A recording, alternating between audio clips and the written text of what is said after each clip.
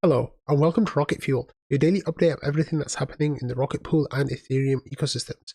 My name is Wack. Today is May 16th, and today we have a quick episode that's going to cover the IMC election statements are starting to come in. We've got news of some hard questions that Rocket Pool is answering regarding on-chain governance. We are also going to be talking about the MEV case that came up against that the Department of Justice brought up yesterday. And we're going to be looking at Tim Bykor asking, what is Ethereum? Let's get started. 10, 9, ignition sequence start, 6. Okay, so first things first, the IMC nomination thread has now moved on to the next stage, and we have the list of the nominees. So we have Pateris, Samus, Val, Jasper, Non-Fungible Yokum, Dr. Worm, Phils.eth, Wack, A. Josh R, Astanita, Duki, Halululo, Lee, and Kevster. I think Kevster has still since pulled out. So it's a nice little slate here of people. Like, it's a really nice mix of people. I would be happy, being on this IMC. I'd love to be on it if I'm selected. But the other people who are selected here, I think, would do a wonderful job on it as well. So from the time of posting, members have 3 days to put forward their statements. So we started getting some statements already. Here, Val had his statement saying the main bit of alignment that is quite like Rocket Pool, I think has the potential to be great for Ethereum health, but also broader participation in solo staking. I think there are many tough problems to solve along the way. He says he likes solving problems. He says he has significant to him exposure to Rocket Pool via RPL and mini pools. Then his conflict statement, he kind of talked about some of the conflicts that he might or might not have. His identity statement here said that he doesn't want to fully dox, but he's happy to answer most questions about himself that come up. And then his contributions statement is that he does too much, and actually in the next GMC he would like it if he could do a little bit less, but he still wants to be on the GMC. We had Dr. Worm here as well, who's been a member of the Rocket Pool community since December 2021, started mini pools and then is now running validators from home. It tells a little bit about like Rocket Pool and his ethos towards Ethereum, and why he's in the space and what makes him stay in the space, and the fact that he's also heavily invested in the Rocket Pool ecosystem financially. With his identity, he's got a PhD in physics, and he works as a staff machine learning engineer in the autonomous vehicle industry, which is pretty cool. And then he was on the DMC in the last term, partially due to a member leaving midterm, but he wants to contribute more if possible. And his main contribution has been reliable transaction reviewer and signer. He's happy to remain an IMC member at current contribution level, but will be fine to step up if new folks want to be more involved. And then he also made Dune Analytics dashboard and stuff. So that's cool. Yuki here is a member of the Rocket Pool community from South Korea. He talks about his alignment statement as well, and why he's aligned with Rocket Pool. He doesn't support any protocols or hold significant amount of tokens that conflict with Rocket Pool, Ethereum, or RETH, and he doesn't plan on in the future. Primary occupation is patent analyst, and he explains a little bit about like how he promotes Rocket Pool in Korea. With his contribution, he says that he's not as active a contributor as he would like, but through the Rocket Pool Korea page, he shares information about Rocket Pool to people in Korea. And then he'd take any opportunity to contribute to Rocket Pool protocol as much as he can. However, due to a primary occupation, the extent of my contributions may be limited. So hopefully the finds a good balance there. And then here's Phils. So Phils is already on the IMC as well, and he's an energy CFD engineer, works as a full-time investor, like to stay student anonymous, but is happy to answer questions about himself when necessary. And then here we have Samus as well, and Samus giving his identity statement about how he is part of the Rocket Pool community, become a node operator in 2022, and it's a significant investment for him. He doesn't have any conflicts of interest, but he did receive the Diva airdrop. He's in his late 20s, electrical engineer in the semiconductor industry. He met a lot of people at ETH Denver, and then his contribution, curiosity for emerging technologies, and you'd like to gain a better understanding of DeFi protocols more broadly and assist with a variety of tasks on the IMC. So there are a few more statements that are waiting to come in, including my own. I should have mine done by tomorrow or tomorrow, Saturday morning at the latest, before the deadline. But it's pretty cool that everyone's like working on this. I think it's going to be a really exciting slate, regardless of who gets selected, because everyone on this list is actually really cool. So awesome. Okay, Emmanuel here has been asking some tough questions about Ethereum, like the ethos and, you know, where we stand as a community and how we're presenting ourselves to the wider crypto community and the world. Here he retweeted C-Node saying, you know, how are you working towards removing multi-sig dependencies?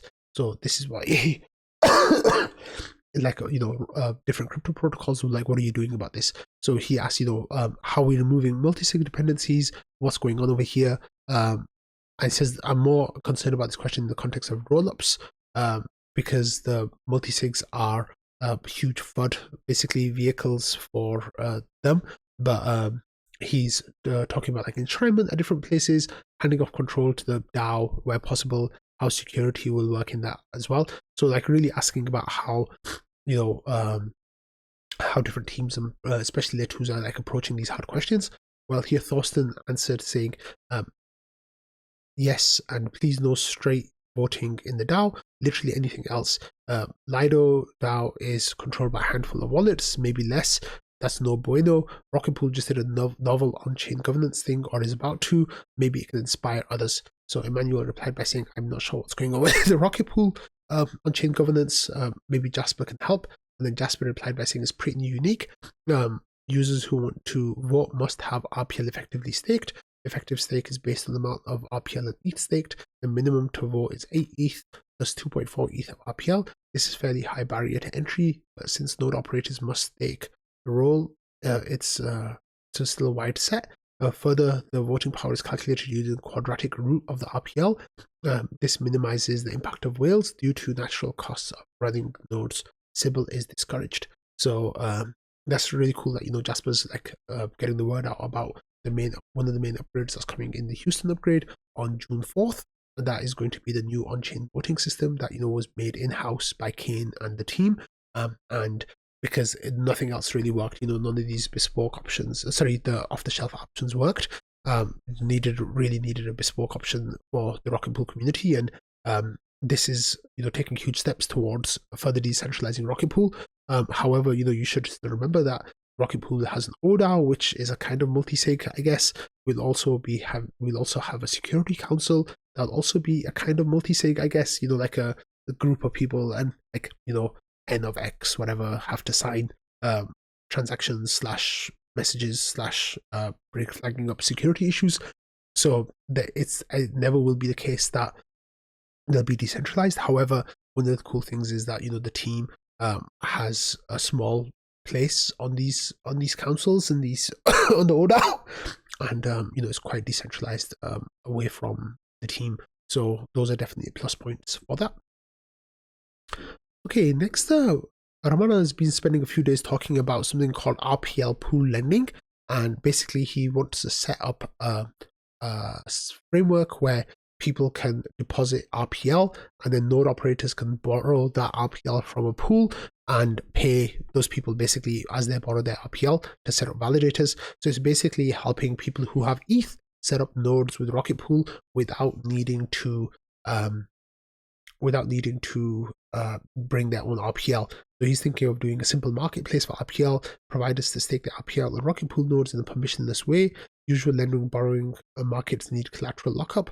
Get around this case for RPL to be staked by nothing that borrowed funds are locked in a Rocket vault, and it will be returned to the lender necessarily.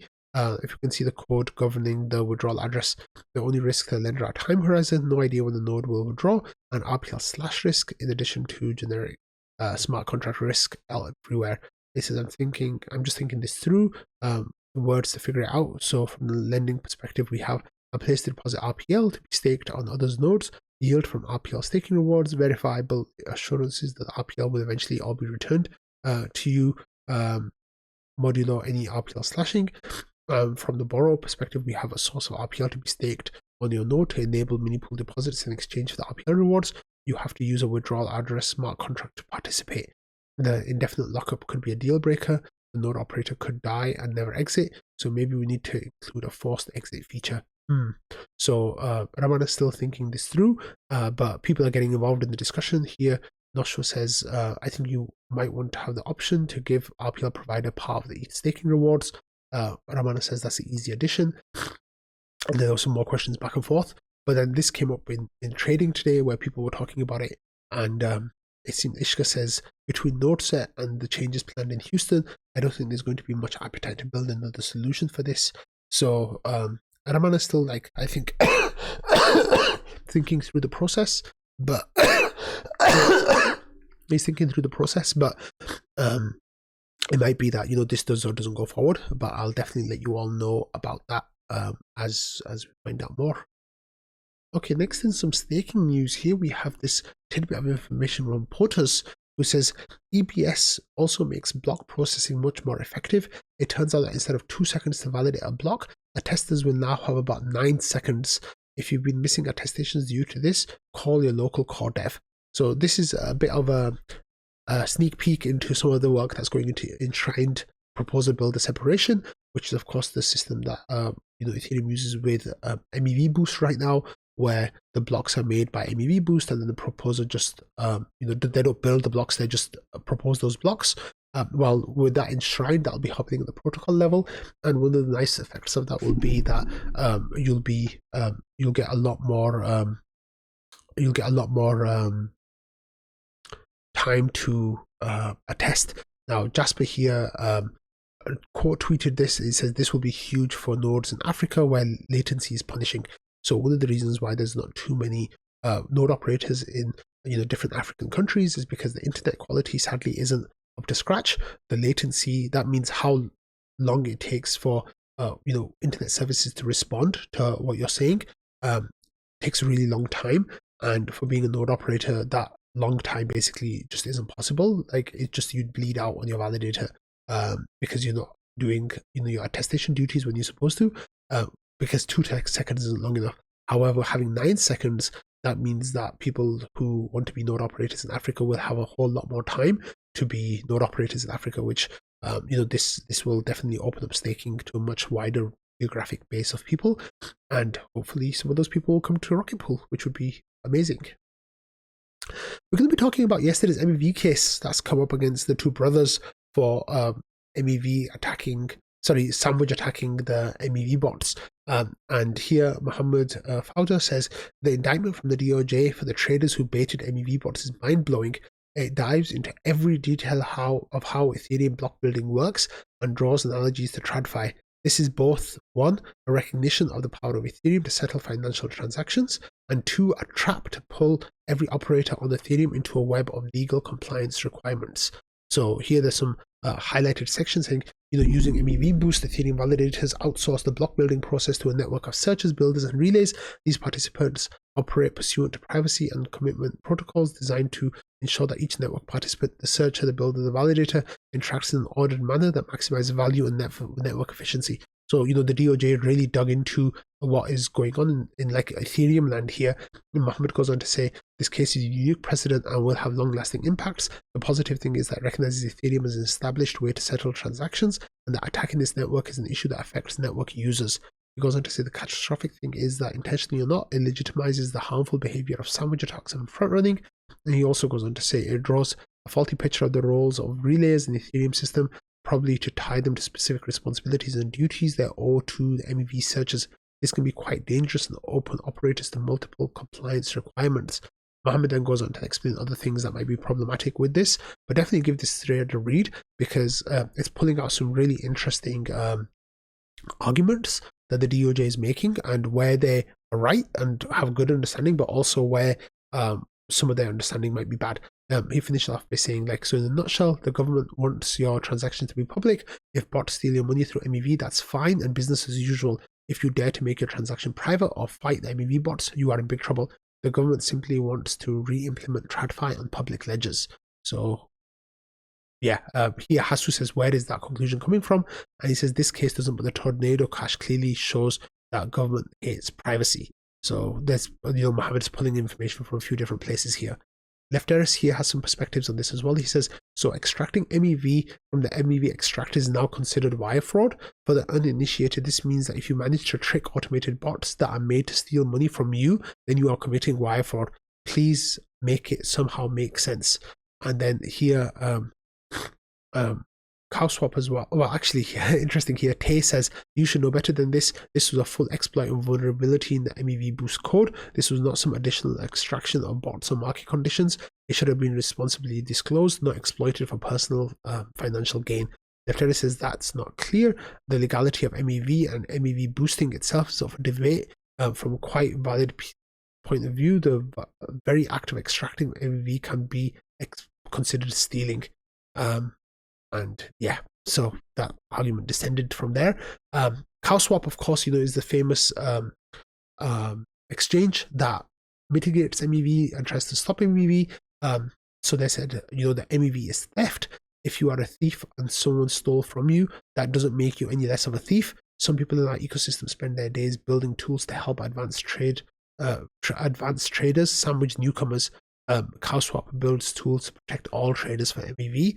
And CowSwap go on to say, as a related point, if you have the chops to write successful MEV bot and profit at the expense of users, you should take that expertise and write a solver that benefits users instead. 3.3, as they say. He says, we even wrote a guide. You can go and have a look. And then 0x7d54 says, not all MEV is theft. Some is just trading, but yes, the most commonly thought of form of MEV, sandwiching, front running, etc., is market manipulation and therefore illegal in addition to being theft. And CowSwap say, yes, okay, agreed to that. Okay, finally, we're going to finish today's episode with this question from Tim Baiko. And he says, how would you describe Ethereum in 5 to 10 words?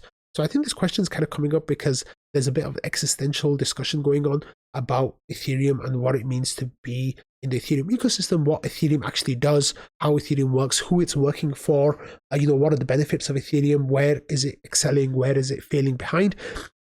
And Emmanuel Owosaka, sorry, I butchered that pronunciation, has really been kind of like spearheading these questions. But anyway, Tim Baiko here says, how would you describe Ethereum in 5 to 10 words? And people were kind of responding in a really interesting way. So here Josh says the world's hardest computer. JC says global, transparent, and censorship-resistant financial system. Off Council says hated by all, but still check the market cap. David says Ethereum, the network, the most secure, universally accessible global compute system. ETH, the asset, the only asset in Ethereum network with no counterparty risk. And then Eli says logically centralized, but physically and economically decentralized computing resource. And then other people started having some, trial answers. But I think it's really interesting to think about this, about like what you see Ethereum as and what you want then Ethereum to prioritize building as it moves forward. Like if you see it as a world computer that's accessible for everyone, then you really want to be maximally decentralized. You want to have low transaction fees. You want it to be equal access for all users. All of those kind of things that are important for you. If you think of it as a store of value, then the approach that you will have will be different, right? Like you might think of it as small blocks on layer 1 with big blocks in layer 2, fast processing layer 2 with layer 1 more like being ossified. So it's really, I think, is a really interesting discussion, a question that's come up. And I really actually want you to go away and think about that. Like, listener, what do you want Ethereum to be and what do you think should be prioritized with Ethereum? I'd love to hear some of your answers in the comments below. So let me know. Anyway, on that note, I'm going to end today's episode. So thank you all for watching, listening, and being part of the Rocket Fuel community. And I will see you all tomorrow. Bye.